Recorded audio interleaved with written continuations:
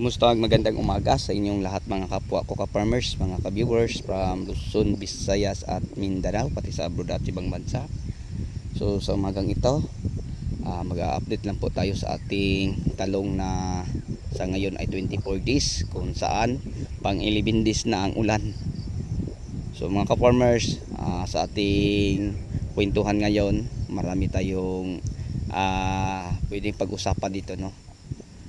So 100% ako na sa ibabahagi ko sa inyo may matutunan po kayo. So bago po natin ito ipisahan mga kapwa ko ka-farmers, mega love shout out po sa lahat nating mga viewers, subscribers, sharer at commentator. So sa inyong lahat at sa inyong walang sawang suporta, maraming salamat po from Luzon, Visayas at Mindanao, pati sa abroad o kahit saang sulok ng ating mundo.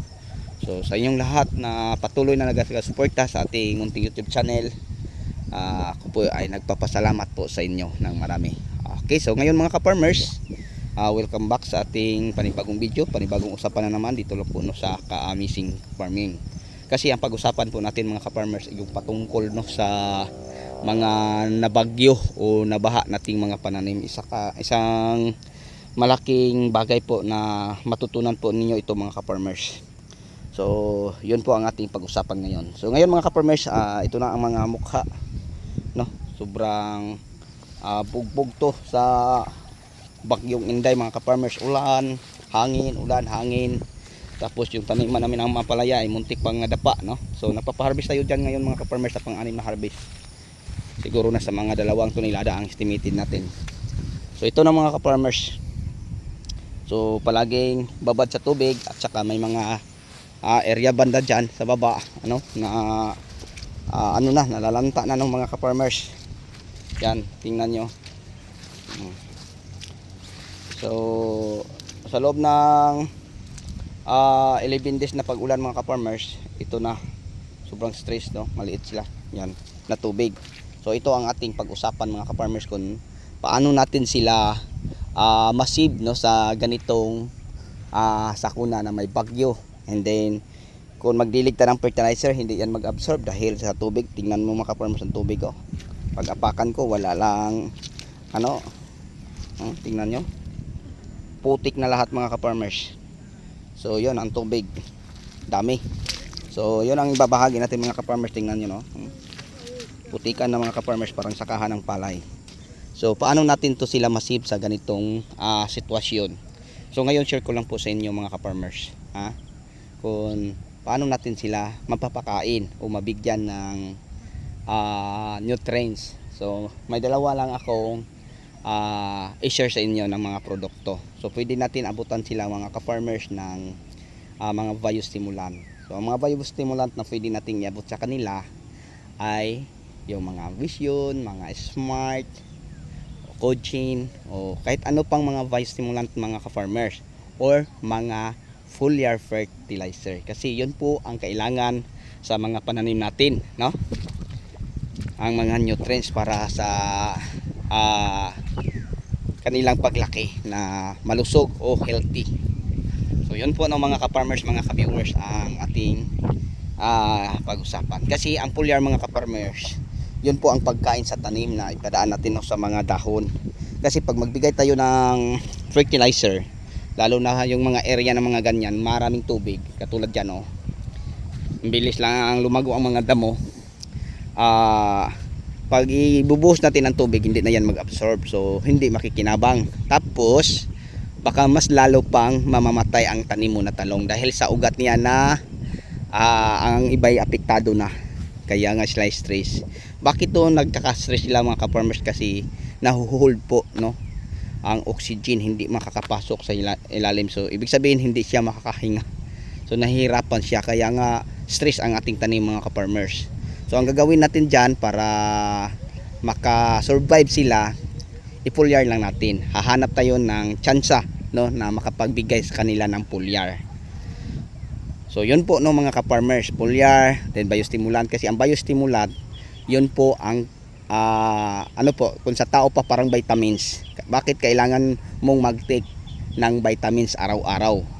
Ang purpose mo para palakasin ang inyong resistensya, hindi kayo madaling magkasakit o sisipunin. Dahil pag wala kayong vitamins mga ka-farmers, tapos palagi kayong nakaharap sa maraming tao, init, ulan, so bigla ang trangkaso, pagsipon, ganyan mga ka-farmers. Kaya nagtika ng vitamins para hindi ka madaling madatnan ng mga sipon or ubo or trangkaso. So yun po mga ka-farmers ang ating tanim. Once na makapag-apply tayo ng mga biostimulant, palakasin ang kanilang resistensya, tapos ibubos po sa biostimulant ang ang resistensya para kayang-kaya nilang humarap sa mga sakuna tulad ng bagyo o pag-ulan o paghangin mga ka-farmers. So mas stress naman sila, hindi masyado. So pagdating sa normal na panahon, init tapos may kunting ulan, madali lang po silang makaka-recover kasi sa panahon na sila ay stress mga ka-farmers, hindi mo sila pinapabayaan. So ang ating ginagawa mga ka-farmers, sa pag-apply ng fertilizer, binabaon. Kasi pag idilig, hindi mag-absorb. Pag isaboy, sa lakas ng ulan, agos papunta sa baba, baka tangayin sa agos ng tubig. So useless lang. So ang ginagawa natin, binabaon natin, no? Mga 2 inches ang layo galing sa puno ng talong. Tapos naglagay tayo ng mga nasa 10 grams, no, sa bawat puno. 10 grams. So pagkatapos natin nabutasan sa lalim ng mga 1 inches to 2 inches, tinakpan uli mga ka-farmers para hindi matangay sa agos ng tubig ang mga fertilizer na inabot natin sa ating tanim. And then nagpapa-spray tayo ng mga foliar. So yung foliar natin ginagamit din ay pang-spray mga ka-farmers. Pagkain na pinapadaan sa dahon ay yung Green Acres at saka Nutriplant AG. Ang biostimulant natin ay Ambition. So yun po ang ating ginagamit din. So yung mga area na medyo mataas mga ka-farmers katulad nito, maganda ang tanim na talong, no? Maganda. Stress naman sila pero hindi lala, hindi katulad sa may mga tubig diyan banda. Pero dito banda mga ka-farmers, napakaganda ng tingnan. Yan. Kasi hindi sila apektado sa tubig. Mataas sila. Kahit sabihin pa naman natin po, putik, tingnan mo mga ka-farmers, napakalalim ang mga napakan ko. Malambot ang lupa mga ka-farmers kasi adobe ang ilalim dito, so matagal mag-absorb ng tubig. Yung tingnan yung mga napakan ko, sobrang lalim. So stress yan mga ka-farmers pero hindi masyadong nakatamaan, hindi katulad sa may mga tubig. Yan, pero mag-recover yan mga ka-farmers. Tingnan nyo gaano kalalim ang mga naapakan ko. Parang sakahan na to ng palay. Pero maraming nagtatanong, ang kaibay na lalanta ang sa atin ay wala. Dahil ang mga ugat ito ay protektado, no, sa Neb Ultra at saka APSA 80. Nagdilig tayo mga ka-farmers, yung nabalitaan natin na may bagyong papasok. Nagdilig tayo ng fertilizer na may APSA 80. At saka nagdilig tayo ng fertilizer na may Neb Ultra. Ang purpose yun mga ka-farmers, para ang ugat ay maproteksyonan, para kung may mga sakuna o bagyo na manalasa sa atin, na halos araw-araw umuulan, makasurvive ang ating tanim. Kahit hindi naman natin sabihin mapaganda natin ng maayos, at least makasurvive sila sa mga ganitong panahon, no, mga ka-farmers. Yan, maganda ng tingnan, yung mga hindi na lubog sa tubig o na bagyo, magandang tingnan mga ka-farmers. So yun po mga ka-farmers ang aking ginagawa sa aking mga pananim, kaya sila ay nakapag-survive sa ganitong panahon.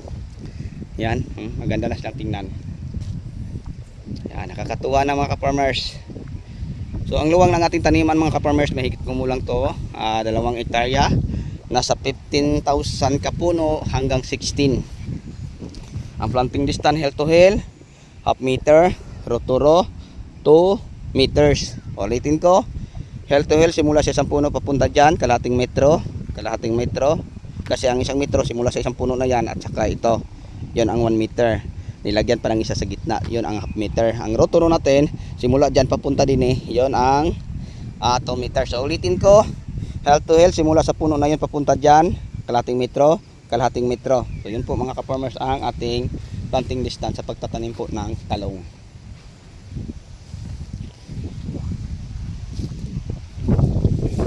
Okay, so sa mga baguhan at wala pang idea, sana po yung video na ginagawa natin sa umagang ito ay nakakatulong po sa inyo.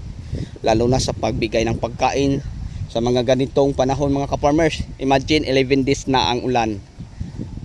So hirap tayo no na magbigay ng mga fertilizer lalo na pag dilig no. Hirap tayo mga ka-farmers. So ang gagawin natin, ibabaon lang natin ang fertilizer. So yun po ang ating ginagawa para may pagkain ang ating mga halamang pananim na talong sa ganitong panahon. Kaya nilang makapag-survive. So kahit saan tayo tumingin mga ka-farmers, parang may bukal. Patuloy ang agos ng tubig. So may mga ibang mga ka-farmers nagka-bacteria na. Yan ang dahon. So pwede natin yang tanggalin. So napakalalim ang mga putik sa ating mga madadaanan mga ka-farmers. Tingnan nyo. Yan. Okay, so ngayon mga ka-farmers, balik tayo doon.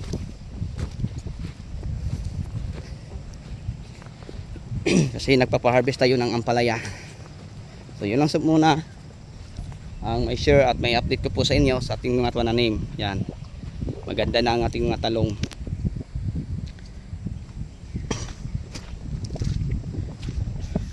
Okay, so sa lahat na mahilig sa ganitong usapin about farming, paki-share na lang po ng ating video para marami tayong mahabagian at makapanood sa ating video. Yan mga ka-farmers, na agos ang tubig tuloy-tuloy. Hindi pa ito maiga, uulan na naman. So yun po mga ka-farmers, ang ating tanim na palaban sa mga tinding ulan. Okay, yan lang po. Bye bye and God bless. Thank you.